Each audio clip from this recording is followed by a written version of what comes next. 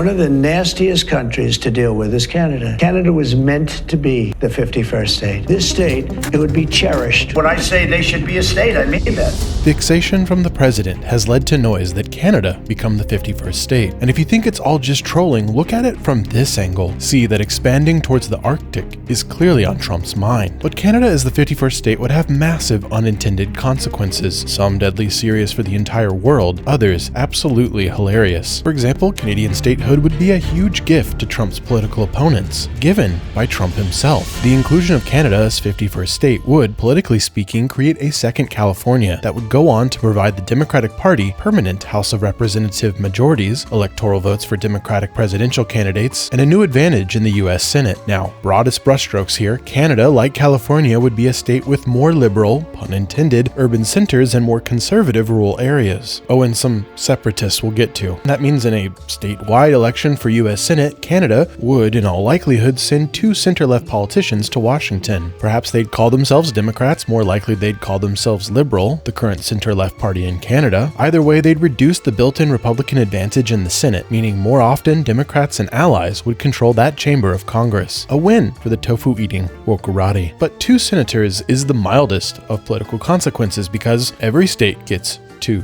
senators in the US Senate, no matter how many or few people reside there. That's not true for the other chamber of Congress, the House of Representatives, which assigns members relative to the population of states. Right now, California is the state with the most people, 39 million, which grants them 52 members of the House. Of those 52 Californian members, 43 are Democrats, only 9 are Republican. If we follow the premise, annex the entirety of Canada into a single state, the state of Canada would immediately compete to be the largest state by population, 39, perhaps 41 million. The 435 seats in the US House of Representatives would need to be reapportioned, with Canada likely receiving roughly the same number of representatives as California. Let's use a round number. Canada gets 50 House seats. We could, like with California, expect a large proportion of those to go to whichever center-left party. A small number in the West might go Republican or remain loyal to the Conservative Party of Canada. Another chunk might go to the further left NDP or a Separatist Party, which again we're going to talk about. But the bottom line, perhaps 40 more seats for the Democrats and allies. 40-ish more House members aligned against the Republican Party. The current Republican majority in the House is 5. Previously, it was 8. You have to go back to the 115th Congress to find a Republican majority over 40. Again, it's back of the napkin math, but adding Canada basically means permanent Democratic majority in the US House of Representatives. But how about the American presidency? Well, we know we add the number of House members and the 2 senators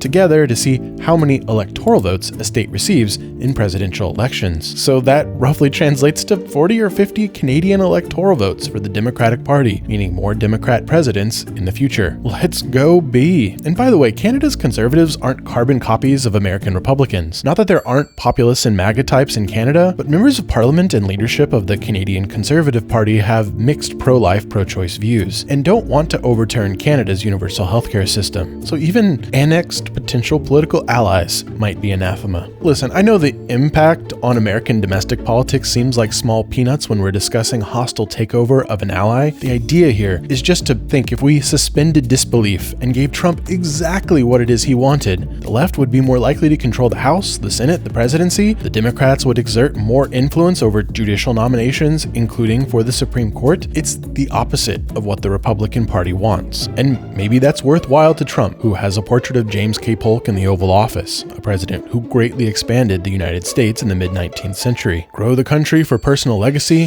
Damn the Republican Party. But that domestic political shakeup I just described would be the least impactful consequence of Canadian annexation. We can't give serious consideration to Canada as the 51st state without addressing Canada's own political hornet's nests, ones that could be inflamed to political violence. You might think of Canada and imagine a monoculture of cold-weather hardened, American-sounding, hockey-loving, polite Mounties. And sure, much of that imagery bleeds into Canadian nationalism that's on the rise since Trump began his infatuation. But there's more to Canada than stereotypes. Gosh, how do y'all drink this stuff at every meal? Listen, you can't smash Canada's 10 provinces and 3 territories into a single state without stirring up major trouble. Americans need to understand that make Canada the 51st state of the USA is as simplistic as saying make the USA the 11th province of Canada. You shouldn't lump all 50 states together, an American might say. Texas is different from California, is different from Hawaii. Not to mention, the USA has what Daniel Immerwahr described in his book as a hidden empire of territories. The United States are, dare I use this word, diverse, complex, and condensing them into a single hanger-on for another country would be impractical, not to mention a democratic dearth.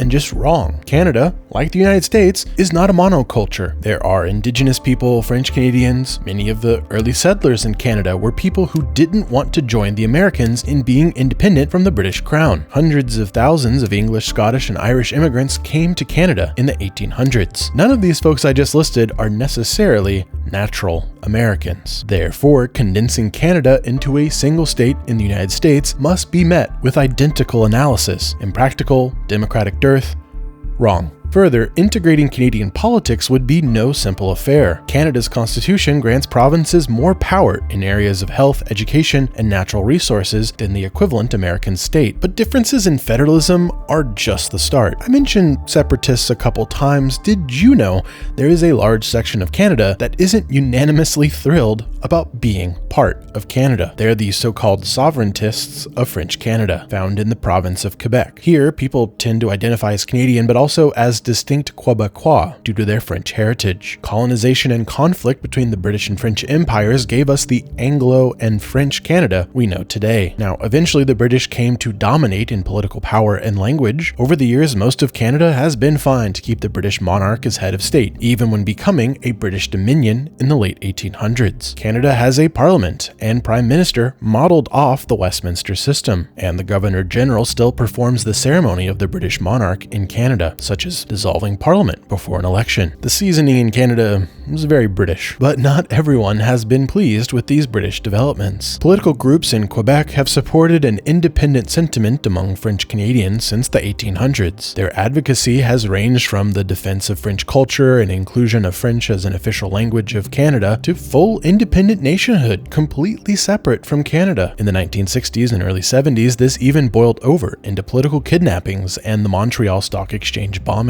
After this violent extreme, there have been a couple independence referenda and ongoing efforts to take as much sovereignty as possible for French Canada. Now, imagine Quebec as part of Canadian annexation. What do you think the response would be to not only losing distinct Quebecois political status within a wider country of Canada, but having even cultural identity threatened by becoming a smooshed lump of a single state within the United States? How would US authorities deal with a resurgence of violence from the Front de Libération du Québec, the Quebec Liberation Front, and how would they even know what they were saying in that strange foreign language? And if we assume a confused and unempathetic approach from American authorities to French Canadians, we might assume the same for Canada's various Indigenous peoples, for whom the Canadian Constitution recognizes, quote, existing Aboriginal and treaty rights, and for whom the Parliament voted in 2021 to adopt the UN Declaration on the Rights of Indigenous Peoples. These were the peoples displaced during British and French colonization, and subject to heavy-handed assimilation as Canada expanded westward in the late 1800s. Sensitive and complex efforts between Canada's legislature, courts, and First Nations to strike the right balance when it comes to sovereignty and natural resources are ongoing. The United States, ready or not, would inherit this complexity. Okay, so when I was writing this video, I struggled to determine what was the most important issue to raise with Canada as 51st state. The humorous American political disruption that might give some a selfish reason to oppose this misadventure? The serious cultural and democratic affronts to be experienced by Canadians themselves? Then I realized the last piece of the puzzle could be life and death.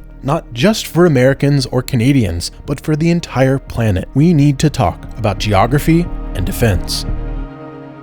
Baseline measurement. Canada's geography would cause massive headaches. Right now, Alaska is the largest state by area, 571 square miles, 919,000 square kilometers. If Canada joined, it would be far and away the largest state by area, roughly 3.8 million square miles, or 10 million square kilometers. The 50 states, and don't forget where I am, Washington, D.C., combined, they all roughly equal that size, meaning adding Canada would double the size of the United States. This immediately presents the temptation, but also the problem, because Canada would double the area of the US without doubling the population. That's because Canada has a small population relative to area. Not only does it have one of the lowest population densities on Earth, but that population is concentrated along its southern border. The Atlantic and Pacific give North America great natural defense from land invasion. Nonetheless, the US would immediately have millions upon millions of square miles of new land and sea to defend. Perhaps a boon to the defense industry, but a burden for the budget. Perhaps worthwhile as an isolated, cold calculation of territory and treasure, but it opens the possibility of being stretched thin. But the real geography problem isn't Atlantic or Pacific, it's Arctic. Nowhere is the geography problem more acute than in the Arctic, where the fewest people reside, and yet the most contentious zones exist. As ice continues to recede this century, Arctic resources become more easily extracted. One US estimate put it at hundreds of billions of barrels of oil, roughly 30% of the world's undiscovered natural gas, and various critical minerals, including rare earth elements. The reduction in ice will also mean more international shipping through that area, therefore increased chances for misunderstanding, rivalry, and conflict. But it sounds logical at first, right? Ethics aside, this is traditionally why empires seek more territory, more access to resources, obviously, and especially strategic ones. And to a certain extent, the US is already caught up in all this as an Arctic player because of Alaska. So why not double down for double reward? But the problem is not that simple. Canada is not the only country involved in the Arctic. Incorporating Canada's clear-cut territory would also mean taking on Canada's territorial disputes. Some of those are with the US, so I suppose that would be resolved through annexation, but major Arctic dispute between Canada and Russia exists too, and thus the US would inherit substantial risk for future conflict. And Russia has a frenemy in the Arctic these days, China, which somewhat comically describes itself not as an Arctic state, but as a, quote, near Arctic state. Russia and China are fairly aligned in the wider region, increasing their overall presence, even conducting joint exercises in the Bering Strait. With strategic competitors ascendant, it seems like a good moment to have Arctic allies, but by taking Canada, other countries would likely see the US as an aggressor empire, and thus stiffen their Arctic posture. It would likely end cooperation with other Arctic powers who have traditionally been American NATO allies like Denmark, Norway, Sweden, and Iceland. The United States would be alone against Russia and China. That President Trump seems comfortable with many of Russia's foreign policy interests is no long-term consolation. But this is where the plot thickens, because you've probably already thought to yourself, hey, Greenland's on that map. Isn't the US already trying to take Greenland from Denmark, Canada, and Greenland? Can it be coincidence that two of Trump's desired territorial expansions involve Arctic territory? When Trump floated buying Greenland in his first term, it seemed like a joke. When he insisted on calling former Canadian Prime Minister Trudeau Governor Trudeau, it seemed like trolling. Good old Justin, I call him Governor Trudeau. At first glance, the whole thing's a standard neighborhood expansion on a standard map, but turn the globe and it looks a lot like geopolitics. Just to be clear, it's not a new thought, and yet the Canada-Greenland Arctic connection was widely underreported until after Trump's second inauguration.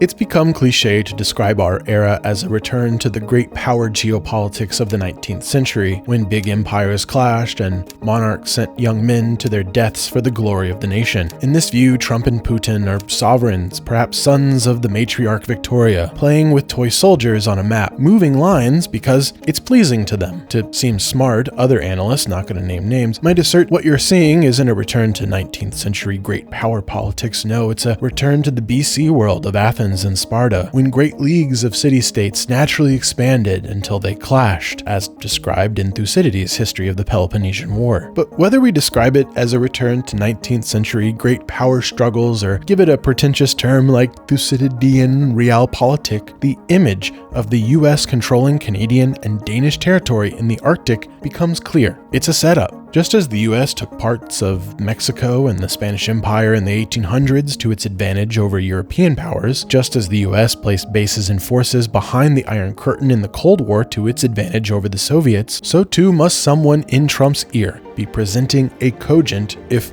clumsy, plan for empire in the North. Sure, Canada as the 51st state would have amusing, ironic political consequences for the political right in the United States. It would create cultural disrespect and a democratic deficit in Canada, a moral failure imposed by a supposed friend. But above all, it would set up a showdown for the rest of the century, a heating contest of 3 nuclear powers in a region that's melting away.